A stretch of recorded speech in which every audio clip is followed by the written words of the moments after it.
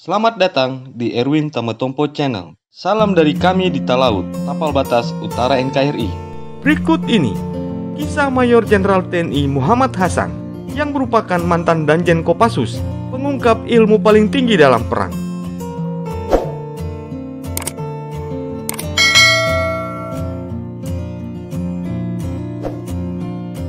Bertempur dengan senjata itu hal biasa, tetapi bagaimana memenangi pertempuran tanpa darah dan berhasil mencapai tujuan operasi itu adalah ilmu yang tertinggi.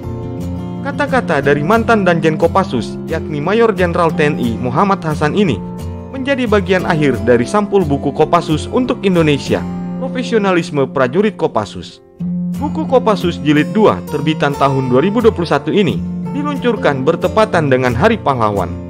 Buku ini berisi operasi-operasi yang dilakukan oleh Kopassus sejak tahun 1950-an.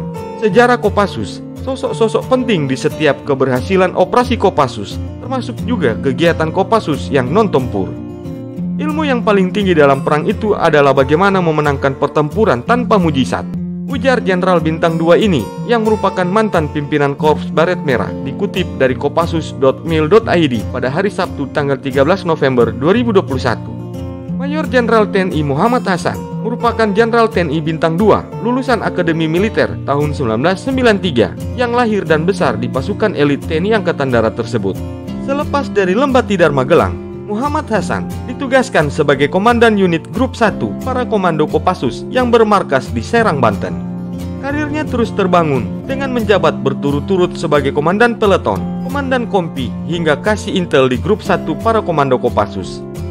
Setelah itu, beliau dipercaya sebagai Komandan Batalion Infanteri Raider Khusus 114 Satria Musara di tahun 2009 sampai tahun 2011. Mayor Jenderal TNI Muhammad Hasan selanjutnya dipromosikan untuk memegang jabatan di teritorial sebagai Komandan Kodim 0104 Aceh Timur di tahun 2011 sampai tahun 2013.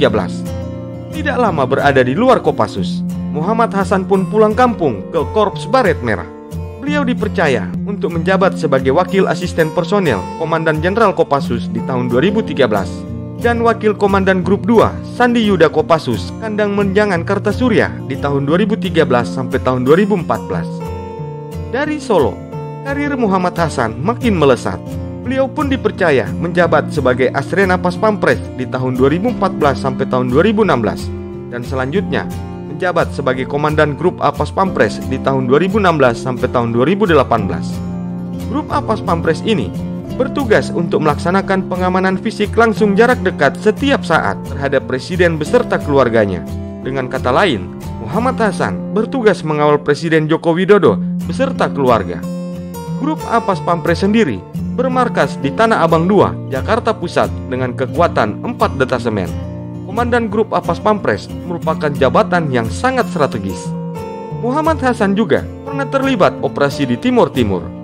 Lazimnya, karir perwira yang menempati posisi ini akan meroket pada jabatan-jabatan strategis lainnya yang lebih tinggi.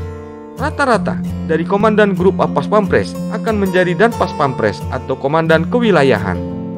Begitu pula dengan Muhammad Hasan yang dipercaya untuk memimpin Korem 061 Surya Kencana di tahun 2018 sampai tahun 2019 di Bogor. Tidak lama, ia kembali ke rumahnya, yakni di Kopassus dengan jabatan anyar sebagai Wadanjen Kopassus di tahun 2019. Saat itu, dia menggantikan Brigadir Jenderal TNI Richard Tampu Bolon. Beberapa operasi militer yang pernah dilaluinya antara lain Operasi Timur Timur di tahun 1995, Operasi Irian Jaya di tahun 1999, dan Operasi Nemangkawi di tahun 2019. Di luar negeri, Mayor Jenderal TNI Muhammad Hasan pernah terlibat dalam penugasan di Cina, Malaysia, Jepang, Prancis, Yunani, dan Vietnam.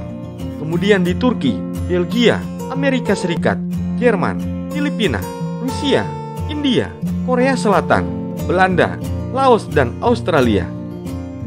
Itulah kisah Mayor Jenderal TNI Muhammad Hasan, mantan Danjen Kopassus, mengungkap ilmu paling tinggi dalam peperangan.